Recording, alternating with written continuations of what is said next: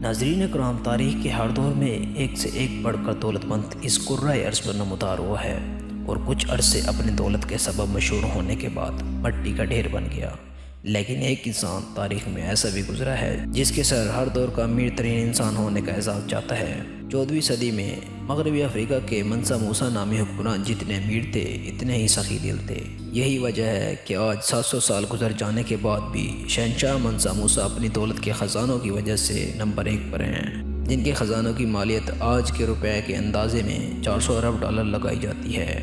جبکہ بعض ماہرین کے مطابق منسا موسیٰ اتنے امیر تھے کہ لوگوں کے لیے ان کے اثاثوں کا اندازہ لگانا مشکل تھا۔ انہوں نے اس دور میں حکومت کی جب وہ معدنیات اور بطور خاص سونے کے ذخیرے سے مالا مال تھے، اور یہی وہ وقت تھا جب پوری دنیا میں سونے کی مانگ اپنے عروج پر تھی۔ منسا موسیٰ کو سب سے زیادہ شہرت اس کے سفر حج کی وجہ سے ہوئی جو اس نے 1324 میں کیا تھا، اور جس کی تیاری کو تقریباً 1 سال سے زیادہ عرصہ لگا تھا۔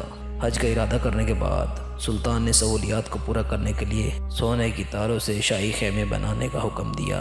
سلطان کے ذہین ترین درباریوں نے ہزاروں خیموں کو چلتے پھرتے شہر تشکیل دیے اور پھر سفری گھوڑوں کے لیے سونے کے لگام بنوائی تھی، اور ایک پورا قافلہ تیار کیا گیا جس میں 48,000 لوگ اور 12,000 غلام شامل تھے۔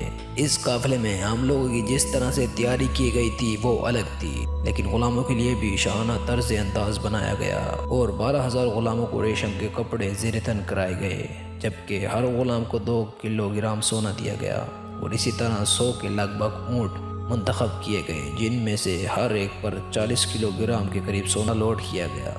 کہا جاتا ہے کہ سلطان ابھی تو اپنے سونے کے ذخائر سے بہت کم لے کر جا رہے تھے، جبکہ اس کے برعکس 60 سے 70 گنا سونا اس کے ذخائر پیچھے موجود تھے۔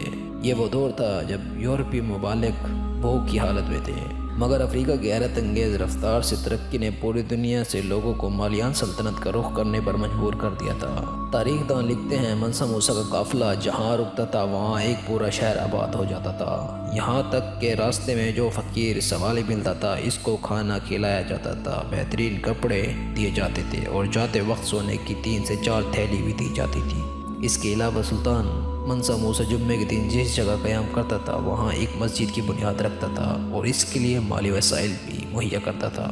اس کے بارے میں لوگوں کا کہنا ہے کہ اس سفر کے دوران اتنی مساجد زیر تعمیر ہوئی اس کا صحیح اندازہ لگانا مشکل ہے۔ کہا جاتا ہے 4000 کلومیٹر کا یہ سفر راستے میں آنے والے تمام ملکوں کے لیے خوشحالی کا سبب بن گیا۔